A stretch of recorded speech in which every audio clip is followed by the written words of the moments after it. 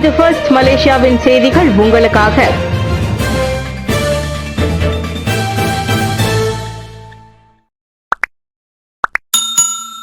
பத்தாயிரம் வங்காளதேச மாணவர்களுக்கு உள்நாட்டில் திறன் தேர்ச்சி வேலை வாய்ப்பா? ஜித்ரா சட்டமன்ற உறுப்பினர் எதிர்ப்பு. மலேசியா வங்காளதேச மாணவர்களுக்கு கிராஜுவேட் பிளஸ் விசாக்களை அறிமுகப்படுத்துவது குறித்து பரிசீலித்து வருவதாக அந்நாட்டு பத்திரிகைகள் செய்தி வெளியிட்டுள்ளன. இது நாட்டில் உயர்கல்வி கூடங்களில் பயின்று வரும் 10,000 வங்காளதேச மாணவர்கள் இங்கு உயர்திறன் கொண்ட வேலைகளை மேற்கொள்ள அனுமதிக்கும் ஒரு நடவடிக்கையாகும். இதை எப்படி அனுமதிக்கலாம் என கெடா ஜித்ரா சட்டமன்ற உறுப்பினரும் மாநில ஆட்சிக்குழு உறுப்பினருமான ஹைம் ஹில்மான் அப்துல்லா கேள்வி எழுப்பியுள்ளார். அண்மையில் மலேசியா வந்த வங்காளதேச இடைக்கால அரசாங்கத்தின் தலைமை ஆலோசகர் டாக்டர் முகமது யூனூஸ் மற்றும் நம் உயர்கல்வி அமைச்சர் Datuk Seri doctor Zambry Abdul Kadir இருவருக்கும் இடையில் நடந்த சந்திப்பின் போது இந்த விஷயம் விவாதிக்கப்பட்டுள்ளது. அதில் அவ்விண்ணப்பத்திற்கு மலேசியா கொள்கை அளவில் இணங்கியுள்ளதாகவும் கொள்கை நடைமுறைக்கு வருவதற்கு முன்பு இரு தரப்பினரும் சில சம்பிரதாயங்களை முடிக்க வேண்டும் என கூறி வங்காளதேச பத்திரிகைகள் விரிவாக செய்தி வெளியிட்டுள்ளன. இந்து வழிபாட்டு தலங்களை சமூக மையங்களாக உருவாக்கும் அரசாங்கத்தின் திட்டம். எந்த அடிப்படையில் கோவில்கள் தேர்வு செய்யப்படும்? மஹிமா சிவகுமார். நாடு முழுவதும் உள்ளூர் சமூக மையங்களாக பதிவு செய்த 200 இந்து வழிபாட்டு தலங்கள் அல்லது கோவில்களுக்கு 20 மில்லியன் ரிங்கிட் நிதி ஒதுக்கீட்டை பிரதமர் அறிவித்திருப்பதை மஹிமா எனப்படும் மலேசிய இந்து ஆலயங்கள் மற்றும் இந்து அமைப்புகள் பேரவையின் தலைவர் டத்தோ என் சிவகுமார் வரவேற்றுள்ளார். இந்தியர்களின் சமூக கலாச்சார பொருளாதார மேம்பாட்டுக்கு உதவிட இந்து வழிபாட்டு தலங்களை சமூக மையங்களாக உருமாற்றுவது என்பது மிகவும் பயனுள்ள ஆக்கப்பூர்வமான முன்னெடுப்பாகும். இதுபோன்ற அர்த்தமுள்ள திட்டங்களை நினைவாக்குவதில் மடானி அரசாங்கத்துடன் ஒத்துழைக்க மஹிமா எப்போதும் தயாராக உள்ளது. அச்சமூக மையங்கள் உள்ளூர் மக்களின் எதிர்பார்ப்புகளுக்கு ஏற்ற வகையில் இருக்க வேண்டிய அவசியத்தையும் சிவகுமார் சுட்டிக்காட்டினார். ஆனால் சமூக மையங்களாக செயல்பட எந்த அடிப்படையில் இந்த 200 இந்து வழிபாட்டு தலங்களை அரசாங்கம் தேர்வு செய்யும் என்ற கேள்வியையும் அவர் முன்வைத்தார். மஹிமாவை பொறுத்தவரை யாருடைய தலையீடும் இன்றி அந்த தேர்வு முறை துல்லியமாகவும் நேர்மையாகவும் வெளிப்படையாகவும் இருக்க வேண்டும் என்றார் அவர். ஜாரா கைரீனா வழக்கு எஸ்ஓபிகளை மீறினால் நடவடிக்கை எடுக்கப்படும். ஐஜிபி.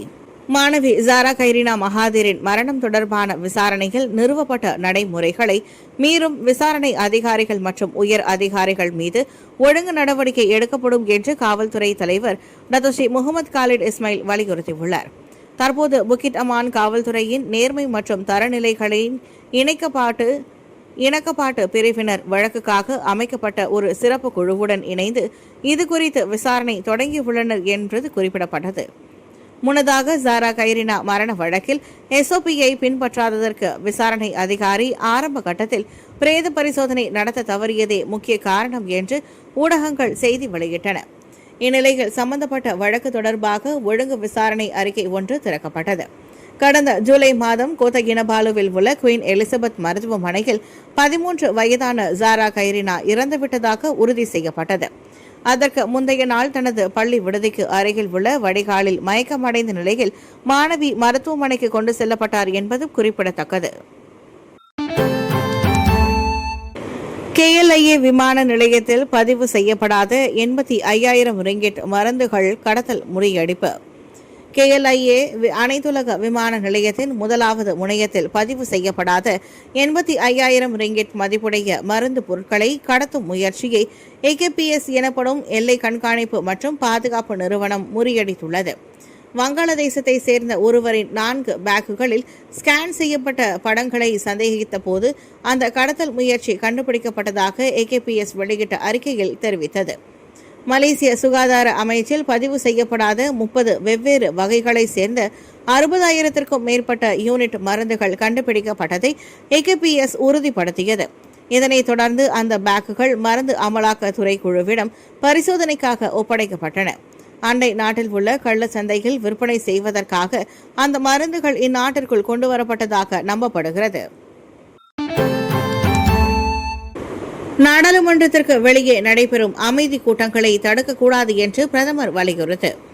நாடாளுமன்ற கட்டடத்தின் முன் அமைதியான முறையில் கூடும் எந்தவொரு பேரணியையும் தடுக்கக்கூடாது என்று பிரதமர் டத்தோஸ்ரீ அன்வார் இப்ராஹிம் வலியுறுத்தியிருக்கின்றார். நேற்று நடைபெற்ற அமைச்சரவைக் கூட்டத்தில் அந்த விவகாரத்தை எழுப்பிய பிரதமர், பாதுகாப்பு மற்றும் சீரான போக்குவரத்து இயக்கத்திற்கு முக்கியத்துவம் அளிக்கப்பட வேண்டும் என்று கூறியதாக தொடர்பு அமைச்சர் டத்தோ ஃபாமி ஃபாட்சில் தெரிவித்தார். எந்தவொரு தரப்பினரும் ஒன்று கூடவும் மக்களின் மனுக்களை சமர்ப்பிக்க ஏதுவாகவும் நாடாளுமன்றத்தின் முன்புறத்தில் பிரத்யேக இடத்தை உருவாக்க வேண்டும் என்றும் பிரதமர் பரிந்துரைத்துள்ளதாகவும் அவர் குறிப்பிட்டார். இருப்பினும் எந்தவொரு தரப்பினரும் தங்கள் கருத்துக்களை வெளிப்படுத்துவதற்கான மாற்றுத்தளமாக பாடாங் மெர்போக் இருக்கும் என்றும் ஒருமைப்பாட்டு அரசாங்கத்தின் பேச்சாளருமான டத்தோ ஃபாமி ஃபாட்சில் கூறினார். ஆகவே பயன்பாட்டிற்கு ஏதுவாக பாடாங் மெர்போக் சுற்று வட்டாரத்தில் சீரமைப்பு பணிகளை மேற்கொள்ளுமாறு கூட்டரசு பிரதேசத்திற்கான பிரதமர் துறை அமைச்சர் டத்தோ ஸ்ரீ ஜலிஹா முஸ்தபாவிடம் பிரதமர் உத்தரவிட்டுள்ளதாகவும் அவர் தெரிவித்தார். தொழிற்கல்வி கல்லூரி மாணவரை கொன்ற வழக்கு 13 பதின்ம வயதினர்கள்தான் குற்றவாளிகள். கடந்த ஆண்டு மார்ச் மாதம் லஹட்டத்து தொழிற்கல்வி கல்லூரியில் 17 வயதுடைய நாஸ்மி ஐசாத் நாருல் அஸ்வான் கொலை வழக்கில் 16 முதல் 19 வயதுடைய 13 பதின்ம வயதினர் குற்றவாளிகள் என நிரூபிக்கப்பட்டுள்ளது. தவா உயர்நீதிமன்றம் குற்றம் சாட்டப்பட்ட 13 பேரும் குற்றவியல் சட்டத்தின் கீழ் கொலை குற்றவாளிகள் என தீர்ப்பளித்தது. இந்நிலையில் தீர்ப்பு வழங்கப்பட்ட அனைவருக்கும் மரண தண்டனை அல்லது 30 முதல் 40 ஆண்டுகள் வரை சிறை தண்டனை மற்றும் 12 பிறம்படிகள் வரை தண்டனை விதிக்கப்படலாம் என்று எதிர்பார்க்கப்படுகின்றது. வருகின்ற ஆகஸ்ட் 28ஆம் தேதி அவர்களின் தண்டனை நிர்ணயிக்கப்பட்டுள்ளது. கடந்த ஆண்டு கல்லூரி விடுதி அறையில் நஸ்மியை கொலை செய்த குற்றத்தில் 13 பதின்ம வயதினர் மீது குற்றம் சாட்டப்பட்டது குறிப்பிடத்தக்கது. இந்திராவின் மகள் மற்றும் பமிலா லிங் இருப்பிடத்தை இன்னும் கண்டறியவில்லை. அவகாசம் தேவை தேசிய காவல்துறை தலைவர். இந்திரா காந்தியின் மகள் பிரசன்னா திக்சாவையும் ஏப்ரலில் காணாமல் போன பமிலா லிங்கையும் இதுவரை போலீசார் கண்டுபிடிக்க முடியவில்லை என்று தேசிய காவல்துறை தலைவர் IGP காலித் இஸ்மாயில் தெரிவித்துள்ளார். அவர்களின் இருப்பிடம் குறித்த கூடுதல் விசாரணை முடிவுகளுக்காக காத்திருக்க வேண்டும் என்றும் இந்த வழக்கில் அவர்களை கண்டுபிடிப்பதற்கு தமது துறையினருக்கு மேலும் நேரம் தேவைப்படுகிறது என்றும் அவர் குறிப்பிட்டார். 42 வயதான பமிலா லிங் மலேசிய ஊழல் தடுப்பு ஆணையம் MACC தலைமையகத்திற்கு சாட்சியாக வாக்குமூலம் அளிக்க சென்றபோது காணாமல் போனதாக கூறப்படுகிறது. இந்த கடத்தலில் 5 வாகனங்களும் 8 சந்தேக நபர்களும் ஈடுபட்டதாக போலீசார் முன்பு தெரிவித்தனர் என்றும் அதில் 3 வாகனங்கள் போலி எண் தகடுகளுடன் இருந்தன என்றும் கண்டறியப்பட்டது. தொடர்ந்து இந்திராவின் முன்னாள் கணவர் K. பத்மநாபன் 11 மாத குழந்தையான பிரசன்னாவுடன் நாட்டை விட்டு தப்பிச் சென்ற நிலையில் அவர் தமது மனைவியின் ஒப்புதல் இல்லாமல் குழந்தையையும் இஸ்லாத்திற்கு மாற்றியுள்ளார் என்பது குறிப்பிடத்தக்கது. குழந்தைகளின் பால்மாவு பெட்டிகளை திருடிய ஆடவன் மீது குற்றச்சாட்டு. 2 கடைகளிலிருந்து 1826.10 ரிங்கெட் மதிப்பிலான குழந்தைகள் குடிக்கும் 11 பால்மாவு பெட்டிகளை திருடிய 32 வயதான பகுதி நேர ஏர் கண்டிஷனிங் ஊழியர் நேற்று நீதிமன்றத்தில் குற்றம் சாட்டப்பட்டார். இந்நிலையில் நீதிமன்றத்தில் குற்றப்பத்திரிகை வாசிக்கப்பட்ட பின்பு அந்த ஆடவன் நீதிபதியின் முன் தனது குற்றத்தை மறுத்துள்ளார். ஆகஸ்ட் 1 மற்றும் 2ஆம் தேதிகளில் 99 ஸ்பீட் மார்ட் தாமன்பாயா எமாஸ் மற்றும் 99 ஸ்பீட் மார்ட் பண்டர்பாரோ சுங்கை உடாங்கில் இருந்து 11 பால்மாவு பெட்டிகளை அந்நபருடன் சேர்த்து மேலும் 2 திருடியதாக கூறப்படுகிறது. தண்டனை சட்டத்தின் கீழ் விசாரிக்கப்பட்டு வந்த இக்குற்றம் ஆதாரங்களுடன் நிரூபிக்கப்பட்டால் அதிகபட்சமாக 10 ஆண்டுகள் சிறை தண்டனையும் அபராதமும் விதிக்கப்படலாம் என்று எதிர்பார்க்கப்படுகிறது. இந்த நிலையில் குற்றம் சாட்டப்பட்டவருக்கு உத்தரவாதத்துடன் கூடிய 4000 ரிங்கெட் ஜாமீன் வழங்கி தற்காலிக விடுதலை அனுமதிக்கப்பட்ட நிலையில் இந்த வழக்கு அக்டோபர் 7ஆம் தேதிக்கு ஒத்திவைக்கப்பட்டுள்ளது. தேசிய தின கொண்டாட்டத்தில் அரசு மலேசிய விமானப்படையின் ஹார்னெட் போர் விமானங்கள் பங்கேற்காது. ஹார்னெட் போர் விமானம் ஒன்று விபத்துக்குள்ளானதை தொடர்ந்து விசாரணை முடிவு தெரியும் வரை எதிர்வரும் தேசிய தின கொண்டாட்டத்தில் அரசு மலேசிய விமானப்படையின் FA ஹார்னெட் போர் விமானங்கள் பங்கேற்காது.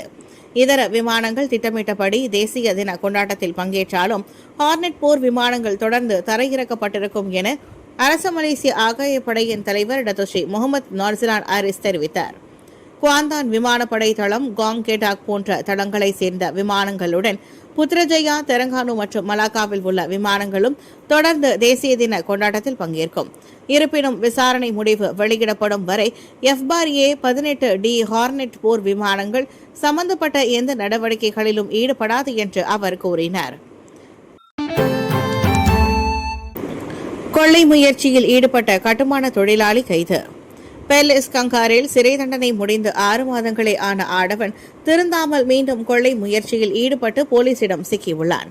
தற்போது கட்டுமான தொழிலாளியாக வேலை செய்து வரும் 35 வயது அந்நபர் ஆகஸ்ட் 16ஆம் தேதி பெசேரியில் உள்ள உணவு கடையில் கொள்ளையிட முயன்றான்.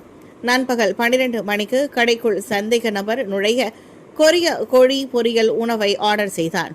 எனினும் கண்ணிமைக்கும் நேரத்தில் கல்லாப்பெட்டியில் இருந்து பெண் பணியாளர்களிடம் கத்தி முனையில் பணத்தை கேட்டு மிரட்டியுள்ளான்.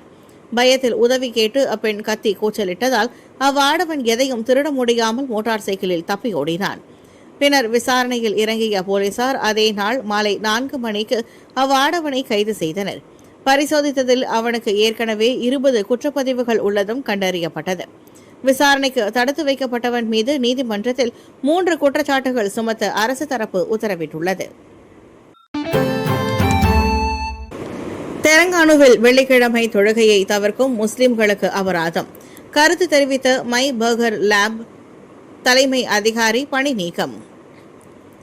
தெலங்கானா மாநிலத்தில் வெள்ளிக்கிழமை தொழுகையை தவிர்க்கும் முஸ்லிம் ஆண்களுக்கு அபராதம் விதிக்கப்படும் என்ற அறிவிப்பை விமர்சித்ததால் பிரபல பர்கர் உணவு நிலையமான மை பர்கர் லேபின் தலைமை இயக்க அதிகாரி ஆண்ட்ரூ சொங் தனது பதவியிலிருந்து நீக்கப்பட்டுள்ளார்.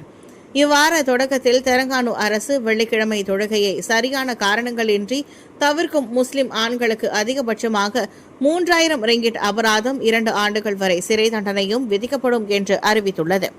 அந்த அறிவிப்புக்கு எதிர்வினையாக சாங் தனது சமூக ஊடக பக்கத்தில் மலேசியா தீவிரவாதத்தால் கைப்பற்றப்பட்டால் புரட்சிக்கு பிறகு நாம் ஈரானாக மாறுவோம் என்று பதிவிட்டுள்ளார். இந்த பதிவை நெட்டிசன்கள் கடுமையாக விமர்சித்ததுடன் மை பர்கர் லேபை புறக்கணிக்க வேண்டும் என்றும் எதிர்மறை கருத்துக்களை தெரிவித்து வந்தனர். இதனை அடுத்து சாங் தனது பதிவுக்கு மன்னிப்பு கேட்டு தன்னுடைய கருத்துக்கள் முஸ்லிம் சமூகத்துக்கு மிகுந்த வேதனையை ஏற்படுத்தி உள்ளன என்றும் அதற்கான முழு பொறுப்பையும் அவர் ஏற்றுக்கொள்வதாக தெரிவித்துள்ளார். பராமரிப்பு மையத்தில் குழந்தை இறந்த சம்பவம் குற்றத்தை மறுத்த பராமரிப்பாளர். 3 மாதங்களுக்கு முன்பு வங்சா மாஜுவில் உள்ள பராமரிப்பு இல்லத்தில் இருந்த குழந்தையின் மரணத்திற்கு காரணமான பராமரிப்பாளர் மீது நீதிமன்றத்தில் குற்றம் சாட்டப்பட்டது. குற்றம் சாட்டப்பட்ட அம்மாது நீதிபதியின் முன் தனது குற்றத்தை மறுத்துள்ளார். குழந்தைகள் சட்டத்தின் கீழ் விசாரிக்கப்பட்டு வரும் இக்குற்றம் ஆதாரங்களோடு நிரூபிக்கப்பட்டால் 20,000 ரிங்கிட்டுக்கு மிகாமல் அபராதமும் 5 ஆண்டுகளுக்கு மிகாமல் சிறை தண்டனையும் விதிக்கப்படும் என எதிர்பார்க்கப்படுகிறது. குற்றச்சாட்டின் அடிப்படையில் பராமரிப்பாளராக இருக்கும் அப்பெண் முறையான மேற்பார்வை மற்றும் பராமரிப்பை வழங்க தவறியதாகவும் 7 மாதங்கள் மற்றும் 9 நாட்கள் வயதுடைய ஆண் குழந்தையின் மரணத்திற்கு காரணமானதாகவும் குற்றம் சாட்டப்பட்டார். சந்தேக நபர் குற்றத்தை ஒப்புக்கொள்ளாத நிலையில் மாதத்திற்கு ஒரு முறை காவல் நிலையத்தில் ஆஜராக வேண்டும் எனவும் அவரின் கடப்புதழை ஒப்படைக்க வேண்டும் என்றும் உத்தரவிடப்பட்டது.